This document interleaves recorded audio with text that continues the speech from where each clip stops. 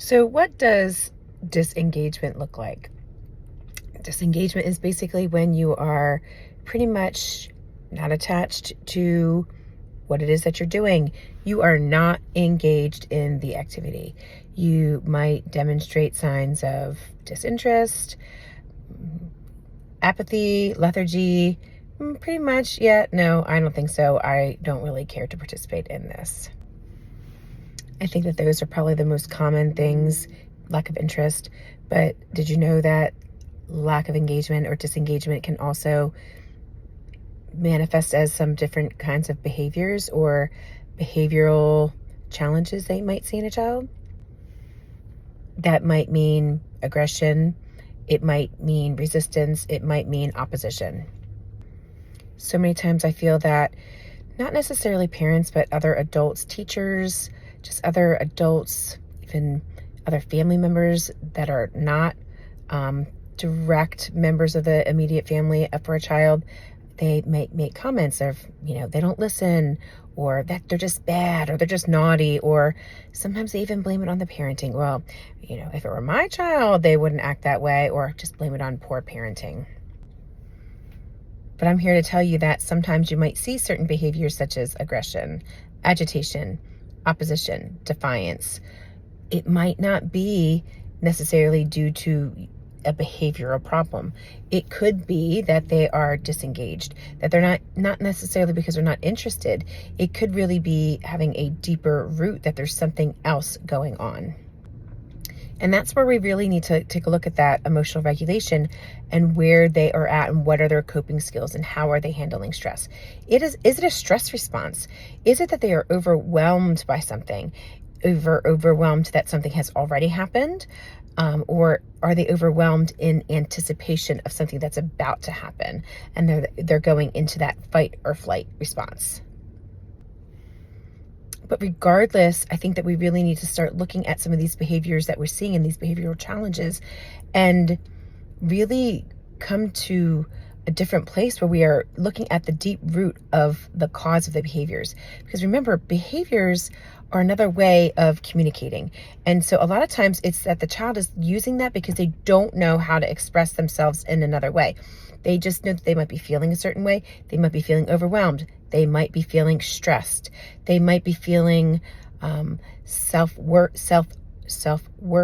issues, that I don't want to be a failure.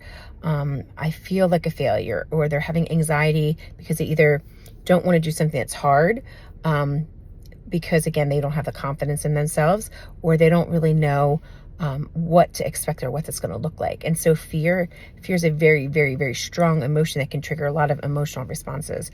And a lot of times kids don't like to do things that are hard because they can't cope well. And a lot of times that has to do with self-esteem as well, because they don't want to be a sense of failure, or they don't have that emotional resilience to be able to handle things that are hard. And so they go into that fight or flight. And so I just really challenge you that when you are seeing some of these different things of that disengagement, to start really asking yourself, asking the questions, take a couple of steps backwards, and to really kind of dive deep to see, is it that we are being oppositional because you want to be difficult? Because really kids, they're not, they're good kids. Kids are good natured at heart, right? And so when we are seeing some of these behaviors, we want to really get to that deep cause of what is causing you to behave this way. And then we have to ask ourselves, okay, so if I'm finding out that you are disengaged because of fear, anxiety, whatever it is, how then do we move forward? What do you do when that happens? Sometimes there are different things that you need to do. You might need to get a counselor, have the child to get into therapy to help you to be able to problem solve some of that. But sometimes really what our kids need and our teens need is to just feel that we are listening to them. They want to feel that connection with us. They want to know that we understand, and they want to feel safe. And that goes back to that social engagement system, that sense of connection. Safety is everything. Emotional safety, mental safety, physical safety. We need our kids and even ourselves to feel safe. And that when we have that sense of safety, we are able to tolerate, we're able to engage, we're able to push through, we're able to handle some of those challenges a little bit more. And then you can ask yourself, then how do I improve that sense of connection? And that's really going to vary on your child. So I can't really say, oh, when you have disconnection, you need to do A, B, C, D. You know your child best, or you get to know the kids that you're working with to kind of say, okay, I need to try this. And so the biggest thing is just acknowledging them, acknowledging, I understand that you might be feeling overwhelmed right now. I understand that this might be scary. And maybe they don't have the words to be able to understand that. And so you might need to put it in age appropriate language. Are you feeling scared? And then asking themselves, where do they feel that at? Are you feeling it in your belly? What is your belly, feeling scared? Is it grumbling?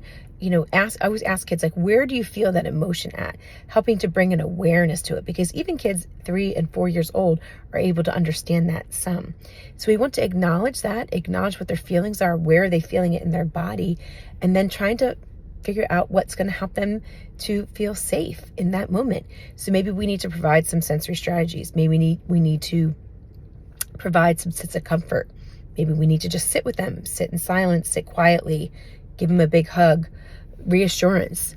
That connection right there, that's part of what co-regulation is.